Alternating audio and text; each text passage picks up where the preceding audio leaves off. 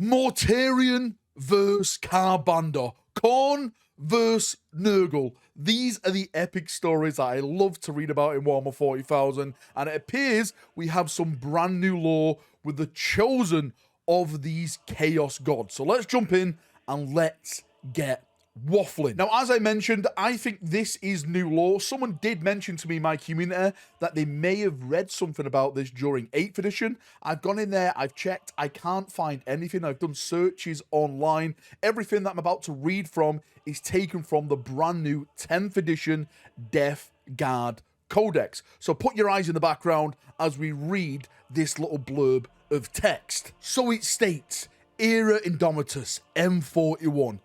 Tainted trophies.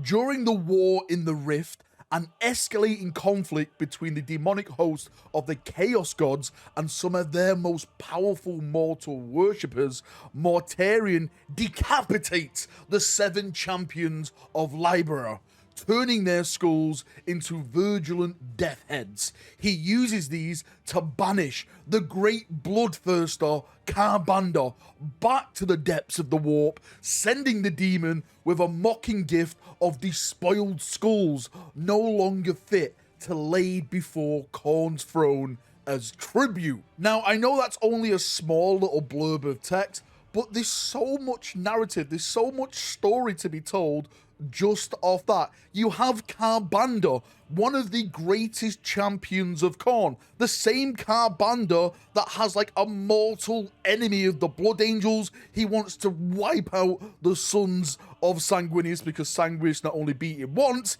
he beat him twice because once wasn't good enough. He came back to Terra, literally broke him over his leg and tossed him back at the feet of Khorne. So Karbanda has now been beaten by not one son of the Emperor, but technically by 2 sons of the Emperor. One a loyalist, one a demon Primarch. Can we just say, just right now, how much of a win this is for Mortarion? Ever since Mortarion has come back, Mortarion has constantly been getting his ass handed to him by Guilliman, the Ultramarines, other forces of the Imperium. It's just been loss after loss after loss. Like the Plague Wars was going okay, and then all of a sudden Guilliman popped out. He did his thing with the Emperor's sword and stuff. We all know how that ended, and it's just been one big downward fall for Mortarion. So it's nice to see Mortarion actually get a win over one of the greatest champions that the rival of his god actually has. And I think one of the funniest things about that blurb of text is how Mortarion literally sent the champion of Khorne back to his master. Khorne values blood, he values skulls, so Mortarion gave him skulls, warp-tainted Nurgle skulls that Khorne would absolutely hate. Not only did he bitch slap his champion and send him back, he sent him back with a gift that would absolutely infuriate the deity, the big boy Khorne himself. So I see this as an absolute win, not only for Mortarion, but for the forces of Nurgle as well. Now, I want your help on this. Has this been expanded on before, this little blurb of text? Like I said, one of my community said that it's been spoken about before. Surely this deserves to be a novel within itself. I made a video the other day about expanding Primarchs, giving them more stories, more context, more narrative in the actual storyline that we've got now. This is what I'm on about. Do a book like this. Have Mortarion, the forces of Nurgle, fighting other forces of chaos, other chaos gods and stuff, because we know that happens. It's the eternal war, the forever war that will never end between the chaos gods. I think getting a book like that would be absolutely amazing, especially with the returning demon Primarchs now that they have their champions, Fulgrim, Mortarion, Magnus, Angron, right?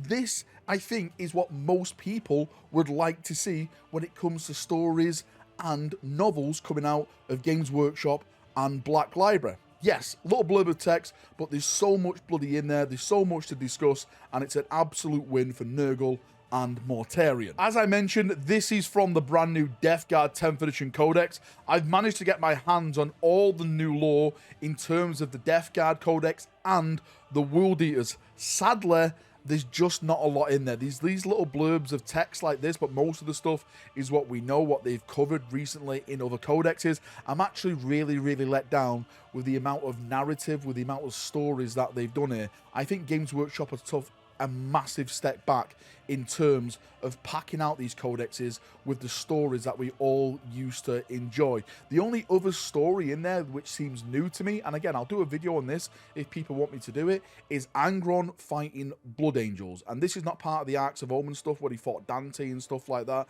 This is Angron fighting more Blood Angels on another planet. But it's literally just one page of Angron saying blood for the Blood God and ripping everything apart. World Eaters and Blood Angels, anything he comes across, as you would expect Angron to do. But yes, this little blurb of text, it piqued my interest because it's new to me. Well, I think it's new. But everything else I've read in there, everything else I've seen so far is just the lore that we've had since like 8th edition, 9th edition. It's just rinse and repeat. There's nothing new added in there, no more campaigns or anything like that, which I think is really sad coming from a company like Games Workshop with how much they're charging for these books. But anyway, that's not the rant I want to bring to this video. Maybe I'll do a separate video dedicated to the quality of the codexes and how they've gone downhill over the past couple of years. But I just want to bring and share this new information. Well, hopefully it's new information with Mortarion banishing Karbando and beating the forces of Khorne. See you now. Have a great day. Have a great evening. Have a great night where you're in the world. If you've got any thoughts and feedback,